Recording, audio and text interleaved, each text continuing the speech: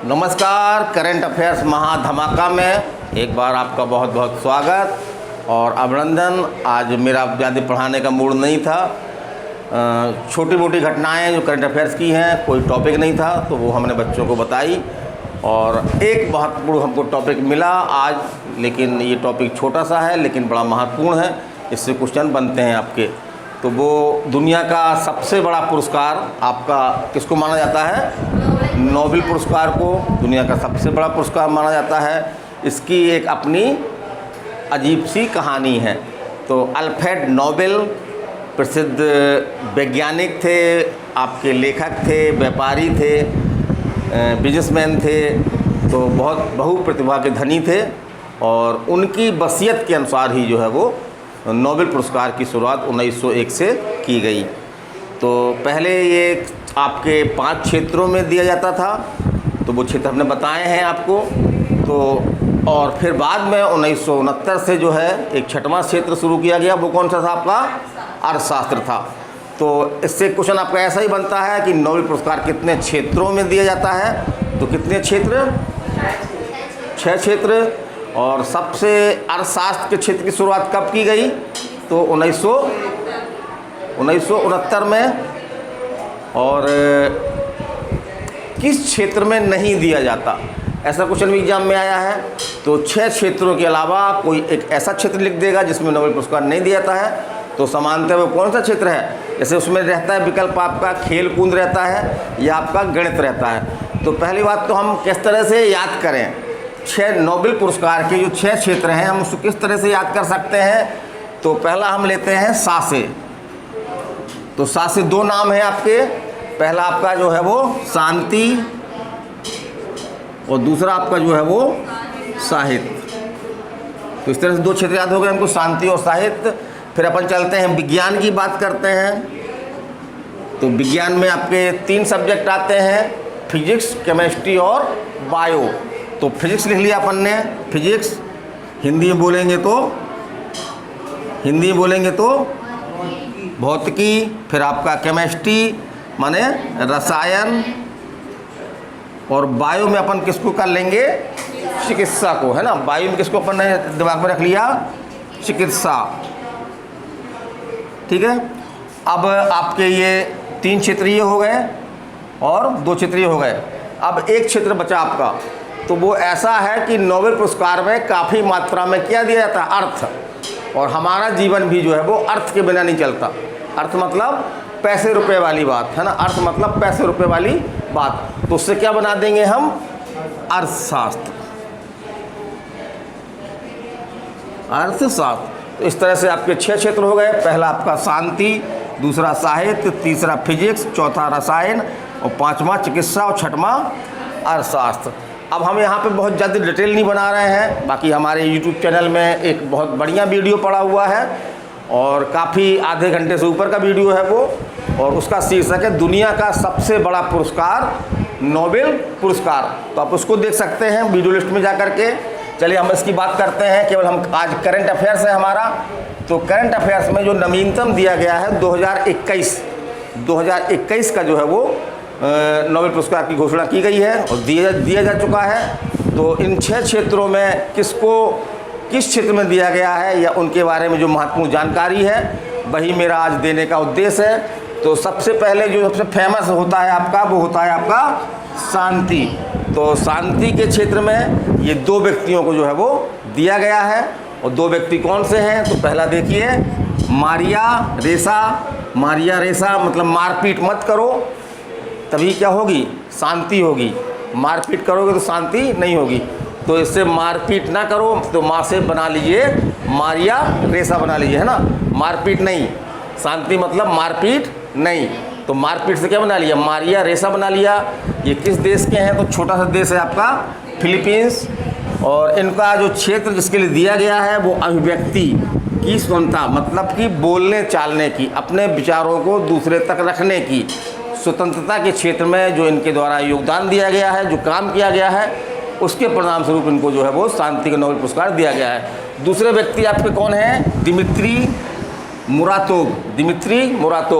तो इनको जो है वो रक्षा के क्षेत्र में जो है वो प्रोग्रेस लाने के लिए, रक्षा क्षेत्र में जो काम करने के लिए इनको जो है वो नोबेल पुरस्कार, शांति का नोबेल पुरस्कार दिया गया। तो इस तरह याद रख लीजिए, दो नाम है आपके, मारिया रेसा और दिमित्री, है ना, मारिया रेसा और दिमित्री।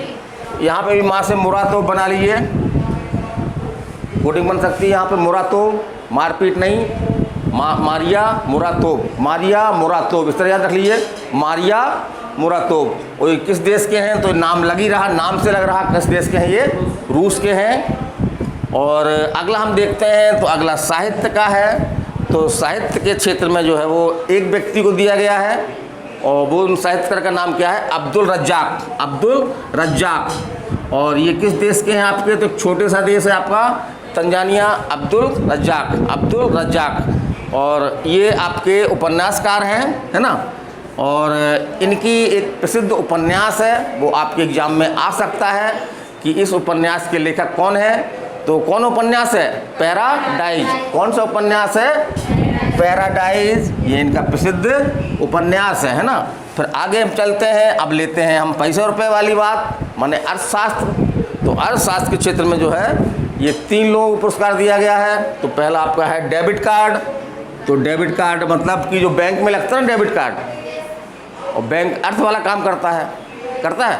तो इससे डेबिट कार्ड याद रख लीजिए, बैंक में डेबिट कार्ड होता ना पैसा लेने के लिए, तो डेबिट कार्ड से एक नाम डेबिट कार्ड रख लीजिए। ये कहाँ के हैं आपके, कनाडा के हैं। फिर दूसरा आपका है जोशुआ एग्रिस्ट, जोशुआ एग्रिस्ट, ये आपके कहाँ के हैं, यूएसए को अपन और शुद्ध भाषा में बोलें तो अमेरिका, है ना। यूएसए मतलब क्या होता है, यूनाइटेड स्टेट ऑफ अमेरिका, है ना, अमेरिका। फिर आपका तीसरा है गुइडो इम्बेंस, गुइडो इम्बेंस, ये आपके कहाँ के हैं, नीदरलैंड के हैं। तो आप भी थोड़ा सा टिक्स बना लीजिए, टिक्स बना के आप इसको जो है वो रख लीजिए। और अगला देखते हैं हम, चौथा क्षेत्र कौन सा है आपका, भौतिकी यानी फिजिक्स। तो इसमें जो है वो 3 लोगों को दिया गया है। पहला आपका कौन है, मानेबे। हमने क्या किया है कि हमने जो लंबे लंबे नाम थे उसमें से उसको जो है छोटा कर दिया है, तो छोटे नाम से आपको ये याद हो जाएगा, और लंबा नाम आपको जो है वो पेपर में मिल जाएगा। तो इस तरह से पेपर में आप देख करके विकल्प जो है पहचान जाएंगे।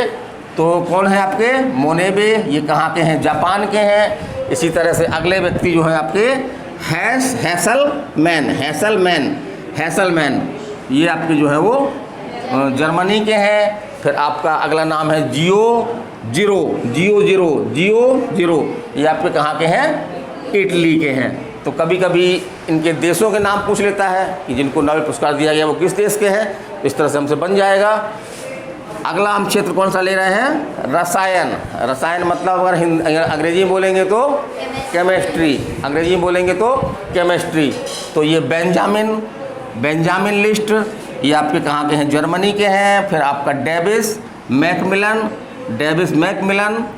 तो रसायन में जो है वो कई पदार्थों का मिलना होता है, मिश्रण होता है ना, केमिस्ट्री में कई पदार्थ जो है वो मिश्रण होता है, तो उससे मिलन रख लीजिए। तो डेविस मिलन, ये कहाँ के हैं, यूके के हैं, यूके मतलब यूनाइटेड किंगडम। और इसके अन्य नाम ब्रिटेन, ब्रिटिश, इंग्लैंड, है ना। फिर आगे हम चलते हैं किसके क्षेत्र में, चिकित्सा के क्षेत्र में, जिसको हमने बताया बायो से, है ना, फिजिक्स केमिस्ट्री बायो। तो बायो में क्या होता है, चिकित्सा होती है, इलाज होता है। तो बायो में आपके 2 लोगों को दिया गया है। पहला आपका जो है वो डेविस जूलियस, और दूसरा आपका है पटापाउटियन। तो ये डेविस जूलियस कहाँ के हैं आपके, यूएसए के हैं, माने अमेरिका के हैं। और ये पटापाउटियन, ये कहाँ के हैं आपके, एक छोटा सा देश है आपका लेबनान के हैं। तो इस तरह से करंट अफेयर का आज हमारा टॉपिक था, छोटा टॉपिक है ये, आज पढ़ाने का बहुत मूड नहीं था, तो बच्चों को कुछ ऐसी मुखाग्र पढ़ाया है और एक टॉपिक हमने ये पढ़ाया। तो सोचा कि हमारे जो छात्र वीडियो का इंतज़ार करते हैं तो उनको भी आज जो है वो मिल जाए, नहीं तो व्हाट्सएप करके पूछने लगते हैं कि सर आज क्लास नहीं हुई क्या, इस तरह से पूछते हैं आज क्लास नहीं हुई क्या। तो छोटा सा है लेकिन बड़ा महत्वपूर्ण है, इससे करंट अफेयर में आपके क्वेश्चन मिल जाते हैं। थोड़ा सा टफ है तो उसको हमने सरल बनाने का प्रयास किया है। तो चलिए अगले वीडियो में हम फिर मिलते हैं करंट अफेयर्स के साथ, करंट अफेयर्स महा धमाका। तो आज हमारा पार्ट 13 था, अगला हमारा पार्ट जो है वो 14 होगा, कल ही होगा।